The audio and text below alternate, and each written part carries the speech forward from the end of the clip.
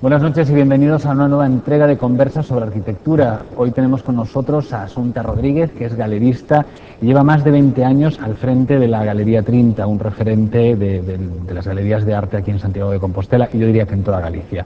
Asunta, muy buenas noches. Hola, ¿qué tal? Nos acercamos al Centro Galego de Arte Contemporánea para hablar de un edificio que alberga arte. Tú no eres arquitecto, pero sí que eres una persona que entiendes mucho de arquitectura y mucho de arte también. Bueno, no sé si de alguna de las dos cosas, pero... Lo sabremos a lo largo de la conversación.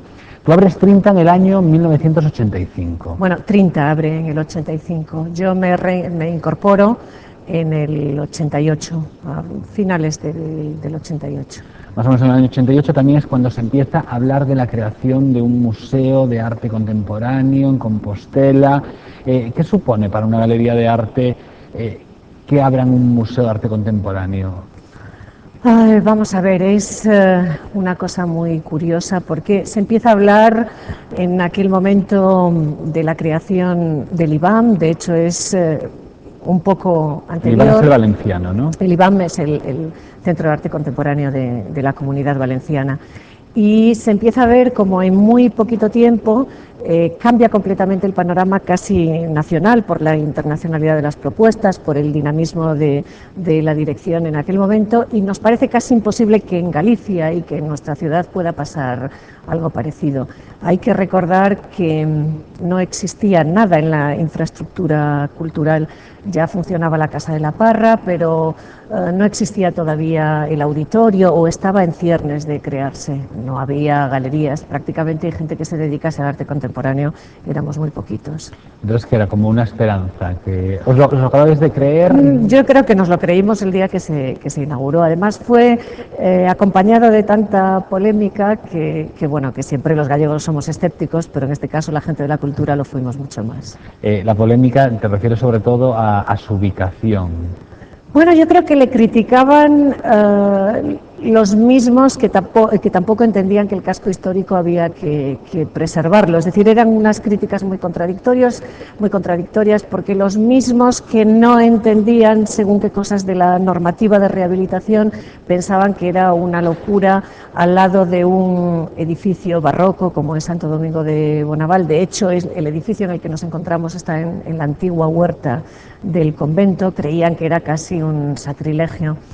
Y si nos paramos a pensar, desde la terraza de este edificio se ve prácticamente todo el casco histórico, pero este edificio no se ve desde ningún sitio. Es fachada de una calle y es un edificio perfectamente integrado. Es responsabilidad del arquitecto y responsabilidad y derecho y acierto, además, utilizar el lenguaje de la época que le toca acompañar, lo cual no está reñido en ningún momento con una defensa a ultranza de la memoria, de la que somos simplemente depositarios, sobre la que no tenemos ningún derecho desde mi punto de vista. Pero también es cierto que la fachada barroca de la Catedral de Santiago se sobrepone, con gran suerte para nosotros, porque podría haberse destruido sobre el Pórtico de la Gloria siglos anterior, porque se puede considerar pasado de moda o porque los criterios del arquitecto en ese momento pueden decidir que no le interesa, que le estorba o que no le conviene. Entonces siempre la historia va generando nuevas formas de entender las cosas que nos rodean. Y el CEGAC es resultado de un encargo concreto para un uso concreto y en una localización concreta. Y yo creo que el mayor acierto es el respeto absoluto que se tuvo al entorno.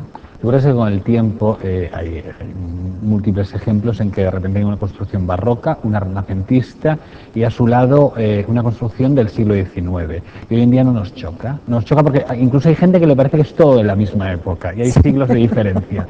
¿Tú crees que con el tiempo el CEGAC también llegará a fundirse, a fusionarse con San Domingos de Bonaval? Hombre, siempre que no venga nadie en el siglo 22 que decida cargárselo para hacer algo mucho más moderno, como podría suceder con otras cosas. Lo acusaban de efímero al CEGAC. Decían que tenía fecha de caducidad. El contemporáneo las manifestaciones de lo contemporáneo existieron siempre, solo que a nosotros nos ha tocado acompañar a nuestro contemporáneo.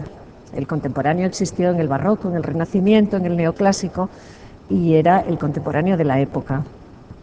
Esto puede ser efímero, no nos toca a nosotros la suerte de poder decidirlo, lo cual está muy bien, porque si fuésemos jueces y árbitros de cosas de tanta trascendencia podríamos dar lugar a grandes barbaridades.